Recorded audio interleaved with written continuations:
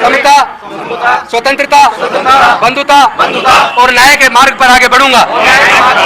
यही शपथ मैं दूसरी बार भी और तीसरी बार भी लेता हूं। जिनका मन घृणा से भरा है, जिनका मन छुआछूत से भरा है, वो चाहे डॉक्टरेट बन जाए, पीएचडी कर ले, कुछ भी बन जाए, पर वो तो निरा जानवर के समान है, जिसके अंदर मन में न्याय की भावना ही नहीं है, जो इंसानियत को इंसानियत मानने को तैयार नहीं है, जो देश में नफरत फैला रहे हैं, उनसे आप उम्मीद की लगाए क्यों है?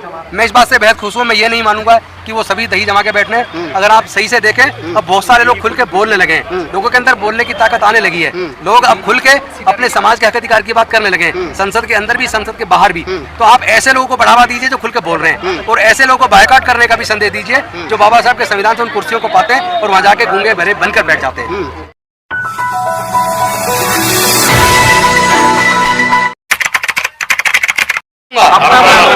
मैं किसी धार्मिक मान्यताओं को इसलिए नहीं मानूंगा कि ये परंपराएं से चली आ रही हैं या पहले से चलती आई हैं।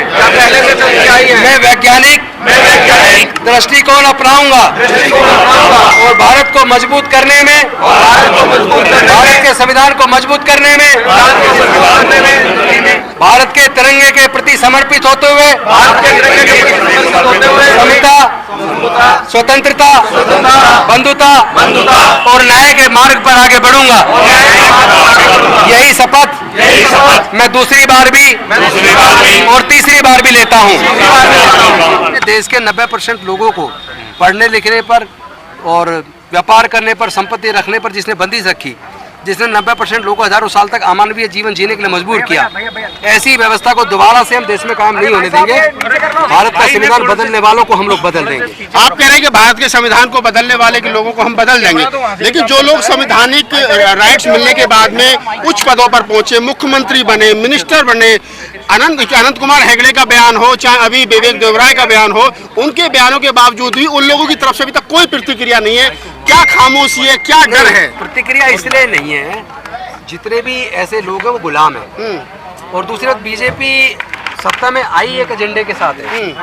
वो लोग पिछले लगभग 100 साल से उस एजेंडे के साथ काम कर रहे हैं। उनका जो आरएसएस और उनके सिस्टर कंसर्न है, वो सारे मिलके जिस सपने के साथ काम कर रहे हैं, आज उनको लग रहा है कि उनको सपने को साकार करने का वक्त, एक अच्छा वक्त है। लेकिन मैं उन्हें बता देना चाहता हूँ कि पूरे देश के लोग किसी भी कीमत पर संविधान को नहीं बदलने देंगे।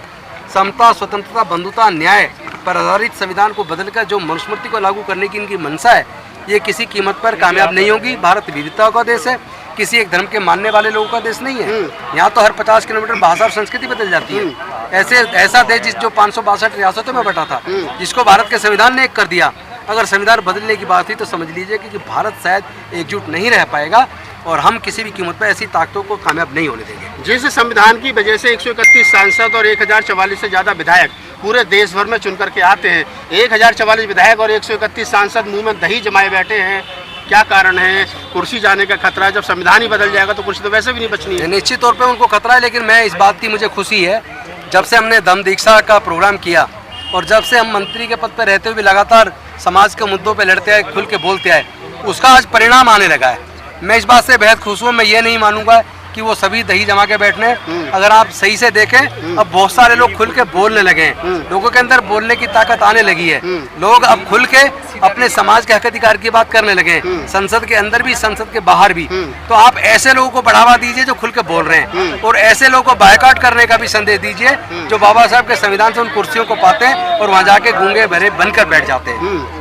नहीं, आप कह रहे हैं कि गूंगे बन के बहरे बैठ जाते हैं, उनको पता है, उनको मालूम है कि ये जो कुर्सी है ये संविधान की बदौलत मिली है। संविधान नहीं रहेगा तो कुर्सियां भी नहीं रहेंगी। तो फिर भी नहीं बोले, कारण तो वही है ना मंत्री जी। फिर ऐसे लोगों को क्या करें? ऐसे गुलामों को समय आ गया आईना दिखाने का। ऐसे गुलामों का समाज पूरा बाइकाट करेगा, और जो कट्टर अम्बेडकरवादी कैटराइज लोग हैं, ऐसे लोगों को आगे बढ़ाने का समय आ गया। आपने 2025 में करोड़ों लोगों को बुद्धिस्ट बनाने का जो संकल्प लिया था, क्या अभी तक उसकी कितनी जो है तैयारियां हैं? 2025 नजदीक है। बहुत अच्छी तैयारी चल रही है। पहली तो खुशी की बात यह है कि पहले साल में 10,000 का लक्ष्य रखा था, 12,000 लोगों ने दीक्षा पहले दिन ली, और उसके बाद आज तक लगभग 5.5 लाख लोग देश के अलग अलग हिस्सों में दीक्षा ले चुके हैं। दूसरी बात, अभी 10 सितंबर को जयपुर के अंदर 50,000 लोग इकट्ठे हो रहे बौद्ध सम्मेलन है, और उसके बाद बिहार के अंदर 50,000 लोग इकट्ठे हो रहे हैं और उसके बाद गुजरात के अंदर 26 नवंबर को 1 लाख से ज्यादा लोग। आपको लगता है कि वर्तमान सरकार जिस एजेंडे पे काम कर रही है वो भारत को हिंदू राष्ट्र बनाना चाहती है, मनुस्मृति लागू करना चाहती है, सरकार में बैठे हुए लोग और सरकार के सहयोगी संगठन इस बात को बार बार कहते हैं, उनका आपको लगता है कि बौद्ध धर्म ही उसकी काट है? निश्चित तौर पर यही उनकी काट है, क्योंकि ये उनका सपना है। सपना देखना बुरी बात नहीं है, लेकिन हम किसी भी कीमत पर उनके ऐसे सपने को साकार नहीं होने देंगे जो इंसान में भेद पैदा करता हो, जो फिर से हमारे आने वाली नस्लों को गुलाम बनाने की बात। सर, आप कहते हैं कि बहुजनों की सरकार आनी चाहिए, बहुजनों की सरकार तो अभी भी बैठी है ओबीसी समाज का, प्रधानमंत्री नरेंद्र मोदी। वो ओबीसी समाज का नहीं है। किस समाज का है? उन्होंने आज तक ओबीसी समाज की हक अधिकार की बात नहीं की, आज तक जातिगत जनगणना की बात नहीं की उन्होंने, तो फिर ओबीसी के कहाँ रह गए?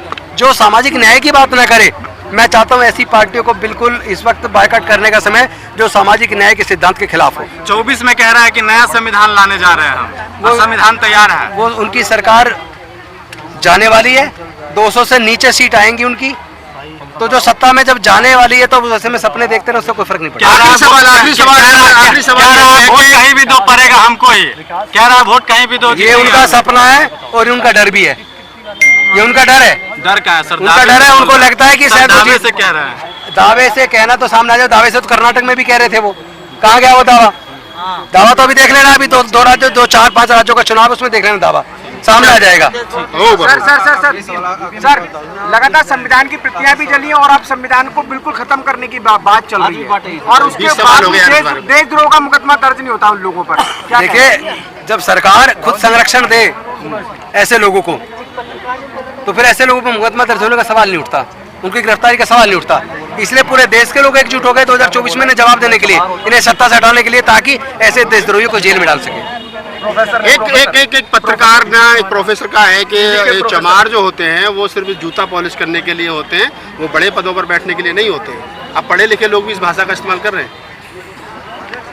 मन में न्याय नहीं है, जिनका मन घृणा से भरा है, जिनका मन छुआछूत से भरा है, वो चाहे डॉक्टरेट बन जाए, पीएचडी कर ले, कुछ भी बन जाए, पर वो तो निरा जानवर के समान है, जिसके अंदर मन में न्याय की भावना ही नहीं है, जो इंसानियत को इंसानियत मानने को तैयार नहीं है, जो देश में नफरत फैला रहे हैं, उनसे आप उम्मीद की लगाए क्यों है? तो देश के प्रधानमंत्री ऐसे लोगों को रोकने की कोशिश नहीं करते, बल्कि ऐसे लोगों को कहीं ना कहीं फॉलो करते दिखते हैं। एक नया राजनीतिक गठबंधन तैयार हो गया इंडिया, लगता है कि तमाम विपक्षों को इंडिया में जाकर के शामिल होना चाहिए और एक लार्जेस्ट स्केल पर इंडिया को निश्चित होना चाहिए। ये समय व्यक्तिगत पहचान बनाने का नहीं है, ये समय व्यक्तिगत छोटे छोटे मुद्दों पर आपस में लड़ने का भी नहीं है। जो लोग ये कह रहे हैं हम अकेले चलो की नीति अपनाएंगे यूपी में, उनके बारे में क्या कह सकते हैं? जो अकेले चलने की बात कर रहा है, समझ लो कहीं ना कहीं वो भारत के संविधान को बदलने वालों लोगों को ताकत देने की बात कर रहा है। चलिए।